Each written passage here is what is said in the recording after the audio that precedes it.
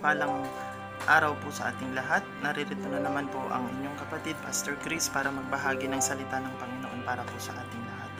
At ang ating pag-aaralan sa araw na ito ay mababasa natin sa 1 Thessalonians chapter 1 verse 6. Basahin po natin 1 Thessalonians chapter 1 verse 6. And you became followers of us and of the Lord, having received the word in much affliction, with the joy of the Holy Spirit. Si Lord ang bahala na mag-bless sa salita ng Panginoon at sa kanyang lingkod na kanyang gagamitin to deliver the message, and especially to the one na nakikinig ng kanyang salita sa araw na ito, ng kanyang mensahe. All this we pray in Jesus' name. Amen.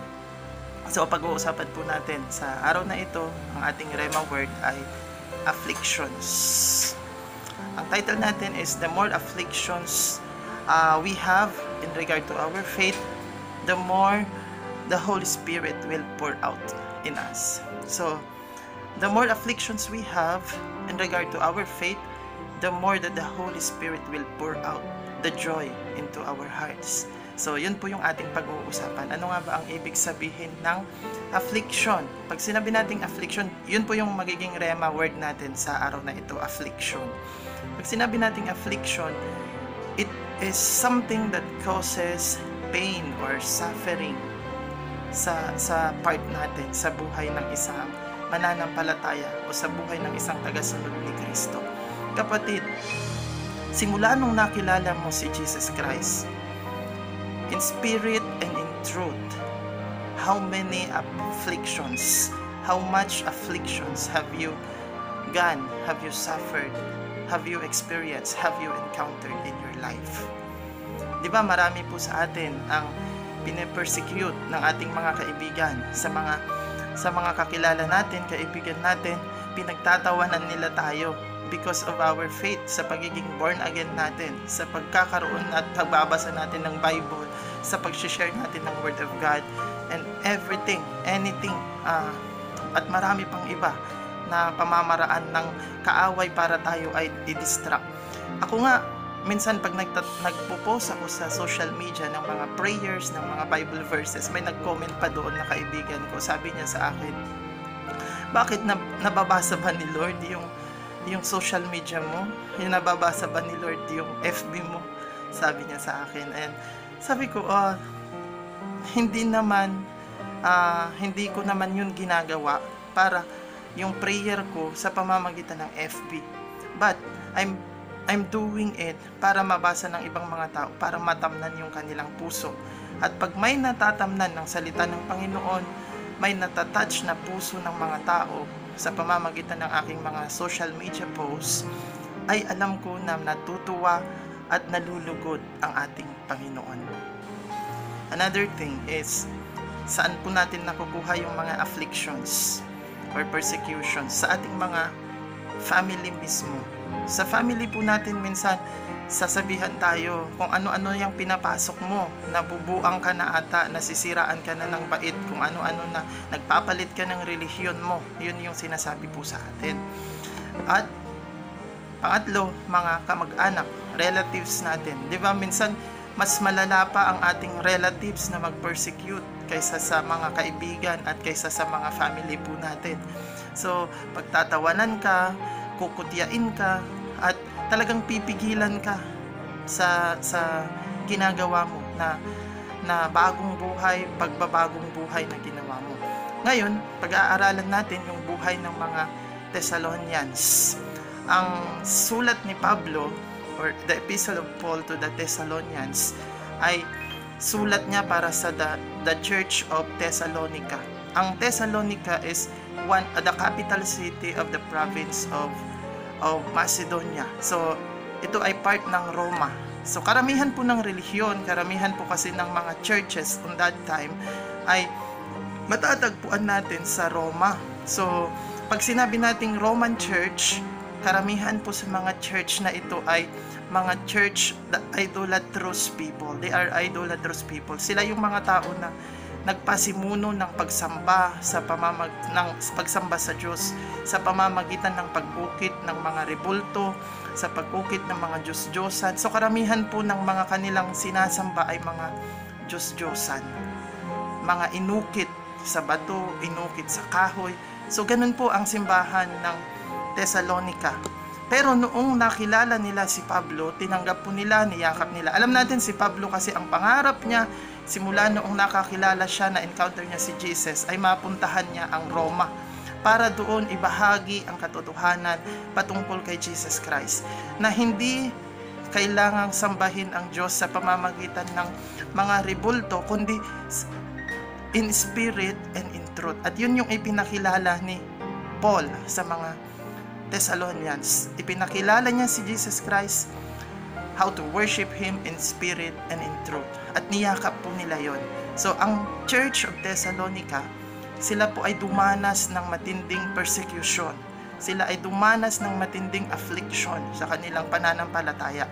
Pero, hindi po sila nagpatinag. They stand firm unto their faith, in regard to their faith. At yun po ang naging testimony ng kanilang buhay. As a believer, as a follower of Jesus Christ, talagang yun yung nakita ng mga Macedonians, nakita ng mga taga-Achaia, mga taga-ibang probinsya, yung kanilang pananampalataya, at sa pamamagitan nun, sila ay nakakilala sa Panginoong Jesus. So sa buhay din po natin, paano po natin ito marerelate sa buhay po natin? So kailangan po nating manindigan sa ating pananampalataya. Natagpuan natin ang Panginoong Jesus. Nalaman natin that we have to worship Him, that we have to praise Him, we glorify Him sa ating mga buhay sa pamamagitan ng Espiritu, sa pamamagitan ng banal na Espiritu na ipinagkaloob sa atin ng Panginoon. Katulad ng mga Thessalonians, tinalikuran nila ang kanilang pagsamba sa mga Diyos-Diyosan. Niyakap nila ang bagong pamamaraan ng pagsamba at pagpupuri sa Diyos sa pamamagitan ng Espiritu. So, ganun din po tayo, mga kapatid. Katulad po ni Senator Manny Pacquiao. Si Senator Manny Pacquiao, nung nalaman niya ang katotohanan patungkol sa Diyos, nung nalaman niya at nangusap sa kanya si Jesus Christ sa pamamagitan ng kanyang panaginip, simula noon, binago niya ang kanyang buhay, transform niya. Sabi sa kanya ng Panginoon, ano ang ginagawa mo sa iyong buhay? Bakit mo sinisira ang buhay na ipinagkaloob ko sa iyo? Bakit mo sinasayang yung pagsasakripisyo na ginawa ko sa cross ng Kalbaryo? At simula noon, doon na nakonvict yung puso ni Manny Pacquiao. Sabi niya, kailangan kong magbago. Kailangan kong ibalik ang nararapat para sa Panginoon. At simula noon, doon na siya nagbago.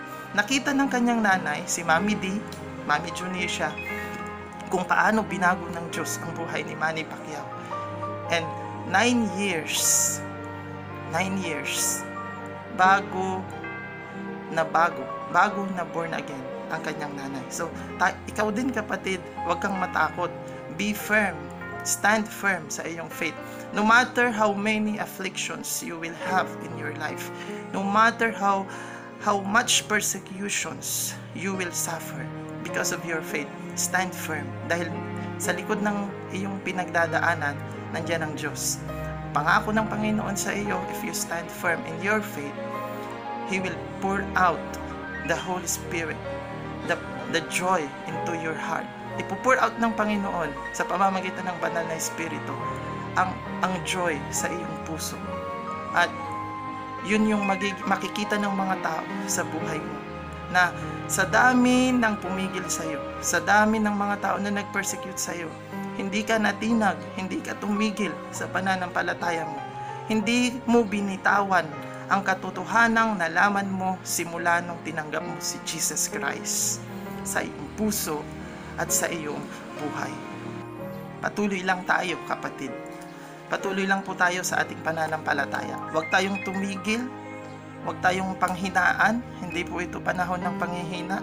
Sa kabila ng pandemic na pinagdadaanan natin, sa kabila ng mga crisis na meron po tayo, let's keep that faith burning. let's keep our spirit on fire. Laging umapoy tayo sa ating Panginoon. Mag-umapoy tayo, mas papatindihin pa natin ang ating pananampalataya kay Kristo upang makita ng mga tao ang pagkakaiba natin. How God separated us from the world. That despite of this pandemic, makikita nila, bakit hindi ka man lamang natatakot? Bakit hindi ka man lamang kinakabahan? Bakit hindi ka man lang nababahala? Dahil alam mo sa buhay mo, alam mo sa sarili mo, nakasama mo ang Diyos, kakampi mo ang Diyos, at hindi ka pababayaan ng Panginoon. At dahil alam mo na ang buhay mo ay hawak ng isang makapangyarihan sa buong mundo, and that is the Lord Jesus Christ. So, kapatid, let's endure the pain, let's endure the afflictions. The more afflictions we have, the more joy that we have into our hearts. Mas maraming joy ang ipagkakaloob sa atin ng Panginoon kaysa sa mga persecutions na nadadaanan natin. Imagine the people na nagpe-persecute sa iyo. Imagine the people na nagsasabi ng masama dahil sa pagbabagong buhay mo, sa pagiging born again mo, sa pagiging tagasunod ni Kristo, sa pagiging disciple mo. One day, they will be the one na magdudulot sa iyo ng joy sa puso mo, dahil makikita mo one day kasama mo na rin sila sa pananampalataya, kasama mo na rin sila na nagtataas ng kanilang mga kamay, kasama mo na rin sila na nagbabahagi ng salita ng Panginoon. So let's keep our faith, let it be let's keep the passion burning unto our faith. So that's all for today, and God bless to each and everyone. Wag natin kakalimutang manalangin araw-araw. Wag po natin kakaligtaang magbasa ng salita ng Panginoon upang manatili yung fire, yung pagiging firm ng ating pananampalataya kay Kristo. God bless.